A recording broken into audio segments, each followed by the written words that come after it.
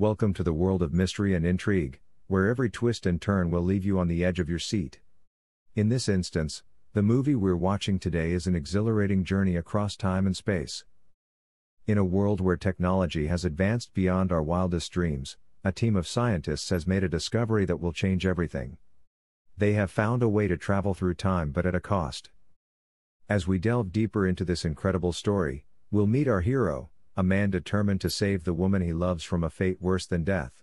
Together, they embark on a journey to test their courage, love, and will to survive. So hold on tight, and get ready for the ride of your life as we take you on a journey into the unknown. You won't want to miss this movie, so sit back, relax, and enjoy the show. The ship is on autopilot, and its compartments are vacant. Both the 5,000 passengers and the 258 crew members are sleeping. Suddenly, the ship passes through an asteroid belt, weakening its shields. Power is diverted to the central security, but the boat is on a collision course with a giant asteroid. Suddenly, the asteroid collides with the ship, causing various malfunctions. The ship begins self-reparations, but one of the hibernation pods activates. The passenger awakened is Jim Preston, a mechanical engineer. His pod opens, and an automated system helps with his awakening, telling him that he's spent 120 years in suspended animation and that the ship is only 4 months away from homestead. He's told that he will be able to enjoy the luxurious aspects of the ship. Jim receives instructions about his ID band, cabin, and the primary activities he's to participate in before his arrival on the planet. Excited and nervous to meet the people on the ship, he gets ready, leaves his cabin, and walks into an automated class meant for an entire learning group. Jim looks a little anxious as the hologram explains the situation on Earth. He realizes the hologram can't answer him and searches for other people. He gets to the main concourse of the ship. No one is there either, but an automated informational desk offers to help. Jim asks to talk to a natural person, and it sends him off to speak to a steward, but when he finds that no one is there, too, he asks to talk to the captain. When he gets to the bridge, even though he doesn't have access to go inside, he can see that none of the main crew is awake.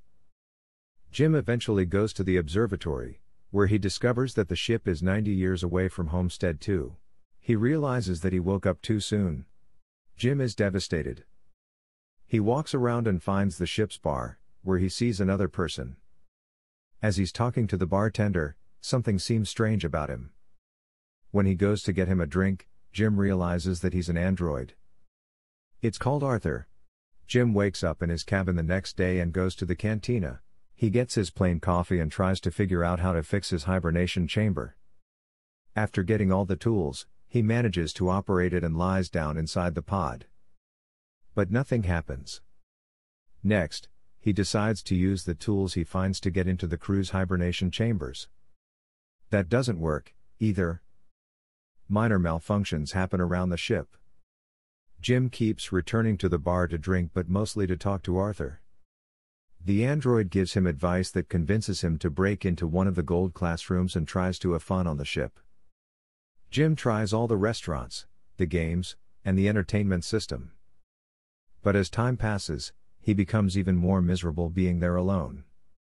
One day, he gets drunk and wanders around the hibernation pods when he stumbles into an airlock with spacesuits designed for spacewalks. Jim gets into a suit, goes to the airlock, pushes a lever, and then the button to release the door.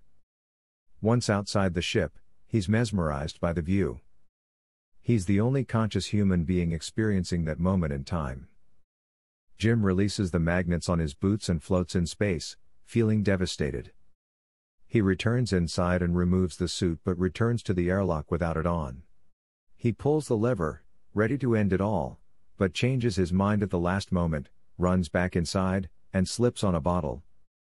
Jim stands up and is instantly drawn to a woman in one of the pods named Aurora.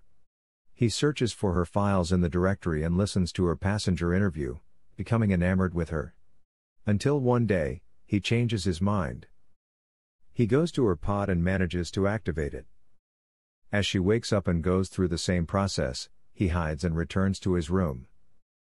He goes to the main concourse a little later, hoping to find her. And there she is, just as confused as he was a year ago. Jim tells her they're the only ones awake and takes her to the observatory. Then he tells her that he can't get to either the crew or the main commands of the ship. Aurora freaks out and wants to get back into her pod. When they get to it, Jim explains that there is no special equipment on the ship to help them get back into hibernation, effectively telling her they're stranded. They return to the concourse, and he tells her she should rest since she just came out of hibernation. She feels sorry for him, having to spend more than a year alone on the ship.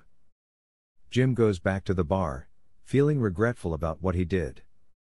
He asks Arthur not to tell Aurora that he was the one that woke her up. The next day, Aurora wakes up. She returns to the concourse and asks the automated info desk about the hibernation pods. Jim joins her there, and they go to get breakfast. As they leave, the info desk has some malfunction. In the cantina, Aurora realizes that Jim has been eating the same breakfast for over a year and gets him one of the gold-class menus. They talk about the possibility of fixing the pods, but unlike Jim, Aurora isn't ready to give up. Jim notices more malfunctions throughout the ship. Sometime later, Aurora laments about her life on the Avalon. She writes, jogs around the ship, and swims in the pool, becoming increasingly aware of her situation. She goes to the cantina to interview Jim, thinking his story might be interesting. She asks why he immigrated to the colony. Jim answers with slogans from the company first, but then further explains that he hopes that in the new world, he could be somebody he could build a life. Later, they end up in the observatory. Aurora slowly gives up on finding a way to fix their current predicament, and Jim figures out a way to cheer her up. He takes her dancing, to the cinema, and the basketball court. Lastly, he takes her to the bar to meet Arthur.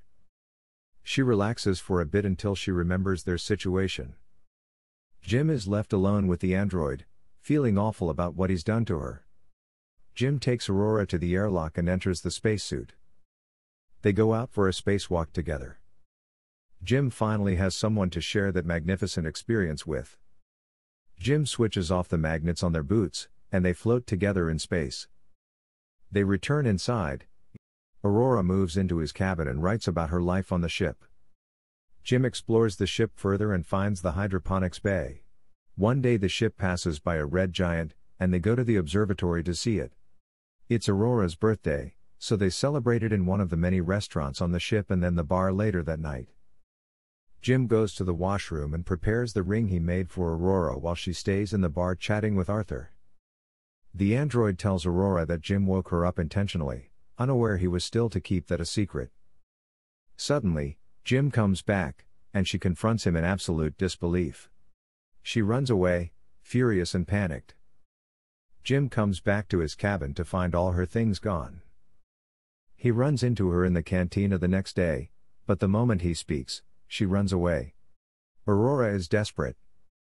One night she goes over to Jim's cabin, punching and kicking him, wanting to kill him. One night, as Jim is in his cabin, another malfunction happens. The ship faces a critical error, and the central command shuts down. Later, he walks into the elevator, and it malfunctions. Aurora walks into the main concourse and sees Jim planted a tree there. Then, she goes to the cantina, where the food dispensary is malfunctioning. Suddenly, both of them hear the voice of the deck chief over the comms, asking who planted the tree. They both run into the concourse and see Gus Mancuso standing before Jim's tree. They introduce themselves and tell the chief about the situation. He needs help understanding how 3 pods could fail. Mancuso takes them to the bridge, and he discovers something is wrong with the ship, but the system information must be checked manually. When they leave the bridge, a robot almost falls on their heads, and the two tell Mancuso that malfunctions have been happening all over the ship more frequently. He says that shouldn't happen, as he shows them how to collect the data. Mancuso checks on the pods when Jim joins him there. He's figured out what happened with Aurora's pod. Later, he's at the bridge checking the collected data when Aurora joins him. They talk about what happened with her pod, but he tells her he can't do anything about it. Jim walks in with the 16th broken robot. Mancuso feels the hibernation sickness, so he goes to rest, but as he walks out, he coughs out blood. That night, Aurora can't sleep, so she goes for a swim. Suddenly there's gravity loss throughout the ship, and she starts drowning as the water from the pool moves with her. The gravity drive resets, and she barely makes it out alive. They both run into each other, going to find Mancuso. The three of them are back at the bridge, slowly discovering what has been happening with the ship. Mancuso discovers something happened 2 years ago, taking out a robust system. They need to find and fix what has caused the failure because the entire ship is trying to pick up the slack. If they don't fix it, the entire vessel will be stranded. Mancuso passes out, so Jim and Aurora take him to the hospital after they solve the issue. He's dying, and no treatments can stop it or prolong the time he has left. Sometime later, the three of them meet in the observatory, and Mancuso gives Jim his ID bracelet, tells them to fix the ship, and immediately perishes. Suddenly, the lights change to an alarming red, and the ship starts shaking. Jim tells Aurora that he needs her help, and they run toward engineering, but there's another failure in the gravity drive. They finally arrive in engineering and start looking for the problem. They find it in the power plant, and as they open the hatch, Aurora gets sucked in. After fixing that problem, Jim immediately realizes there is more than one breach in the hull. The two follow the meteor's trajectory and find it has hit the reactor control computer. Jim thinks he can find replacement parts for it. They find and change the part, but venting the reactor fails. They do it manually, but it fails again. Jim figures out that he needs to open the vent door from the outside of the ship so that they can cool the reactor down. They both go to the airlock, and as he's getting ready to go out, he gives Aurora Mancuso's bracelet because he might not return. She helps him with the suit, and as he walks into the airlock, she tells him to return because she can't live on the ship without him. Aurora returns to the reactor, where the temperature has hit critical heights. A bolt from the reactor propels into her arm as Jim gets closer to the vent from the outside and sees the door. The temperature rises in the reactor room while he is trying to bypass the vent door to open it. He soon realizes he'll have to hold the door open so the reactor can vent manually, and he tells Aurora. She doesn't like the plan, but he goes ahead and tells her to vent the reactor. She doesn't want him to die, and they argue, but he tells her they must save the other people, and she vents the reactor. The process is successful, but the fumes from the reactor push Jim away and break his tether. The pressure in his suit is dropping too. He tells Aurora what happened, and she moves as fast as possible to get to another suit and bring him in. He apologizes to her again. She puts on a suit and flies out to get him, but her rope is too short. She's pulled back but suddenly grabs his rope and manages to pull him in. Aurora drags Jim into the infirmary, discovering he's already dead.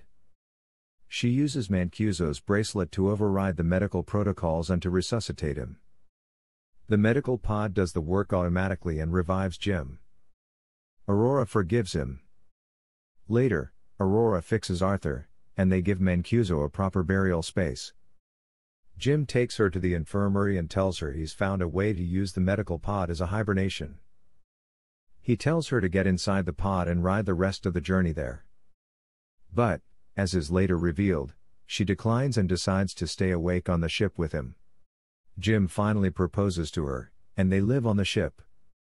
88 years later, the Avalon arrives on Homestead 2. The crew wakes up and finds the ship in a very unexpected state. Aurora leaves them a message, retelling the story of the life she and Jim had on the ship while the rest were sleeping. Shady side.